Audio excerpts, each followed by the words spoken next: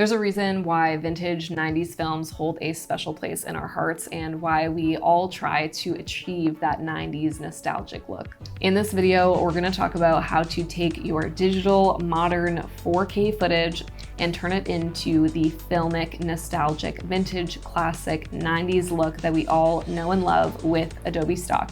Using this footage shot on my FX3 and FX30, we're gonna slowly introduce different Adobe Stock assets in order to get that 90s feeling. When we look back in time, films and commercials have different aspect ratios for a couple different reasons. One reason was simply just tech limitations. Some early cameras and projectors could only handle certain film formats. Another reason is creative intent. So some directors, some cinematographers, they specifically choose to shoot in different aspect ratios to control the mood, the framing, and the story. There was a really popular movie that came out last year, and the cinematographer chose to shoot 4:3 specifically because they were shooting in a mansion with very high ceilings.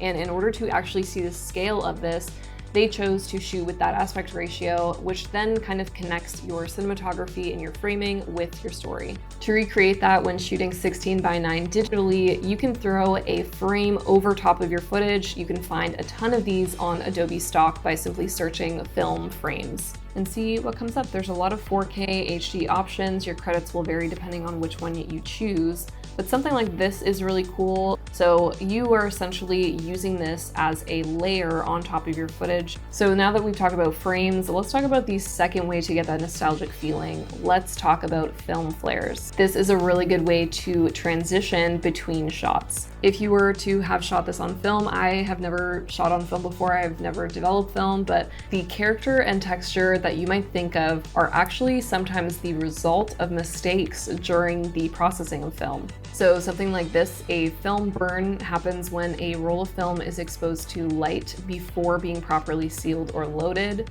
This uncontrolled light actually burns the film because it becomes overexposed. Often orange, red, or yellow streaks and blobs that you'll see over the film, and in rare cases, if the projector or the camera that you're using malfunctions, the film can physically overheat or burn, especially in older setups with hot bulbs and stopped reels. Because there's not a lot of room for error when shooting digital, there's not that care in processing the actual film, we can then recreate some of these characteristics and textures after the fact. To recreate this, simply search in the Adobe Stock Videos section, Film Burn, and you will see a lot of examples that use this. I can think of a ton of famous examples of movies and some of our favorite cult classics that use these film burns intentionally to create that really nostalgic style. So you've added your frame, you've added some film burns, maybe for transition shots or maybe just to enhance the shot altogether.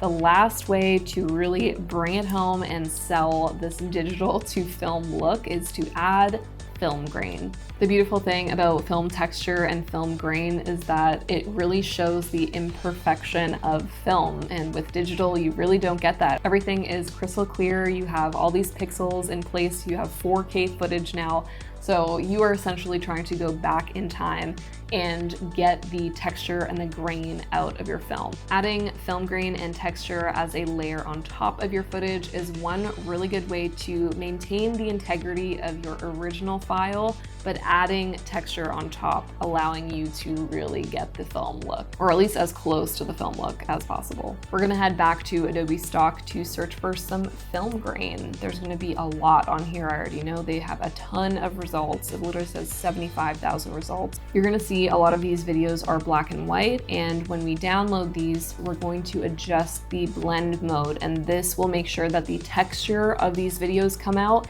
and it's not just the video itself over top of your original footage. When color grading my own footage or when I take my footage to a colorist, they always ask what kind of film grain I am interested in, and it really depends on the style and the intention behind the piece that I am coloring. You can really dial in film grain of the intensity and how large or small or random these particles appear on your screen.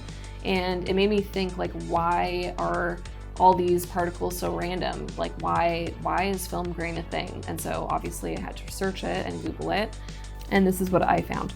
Tiny particles of light-sensitive crystals, usually silver halide, in the emulsion of physical film stock. So when film is exposed to light and developed, those particles form the image, but they don't align perfectly smoothly, and thus the result is a slightly grainy, random pattern, and that's what we call film grain. So the more you know. Another fun fact, 16mm film has larger, more noticeable grain than the 35mm because it's a smaller format with less resolution. So a 16mm is physically smaller than 35mm and with less resolution. So different film stocks that are rated by ISO, like an 800 or a 400, these higher ISOs are more sensitive to light, equals more grain. So if you kind of think of it like your digital camera, your base ISO for the FX3 is 800. If I were to bump that, that introduces more light and exposure, and so same kind of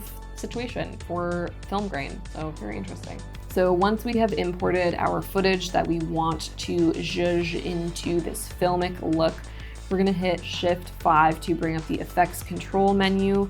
This will then show the different blend modes and what they do to the texture over the image. So it totally depends on the style that you're going for, but this is the blend mode that I use the most. One thing I will say about Adobe Stock and their filter section, there are a lot of different options to narrow down your search because there are so many stock videos online.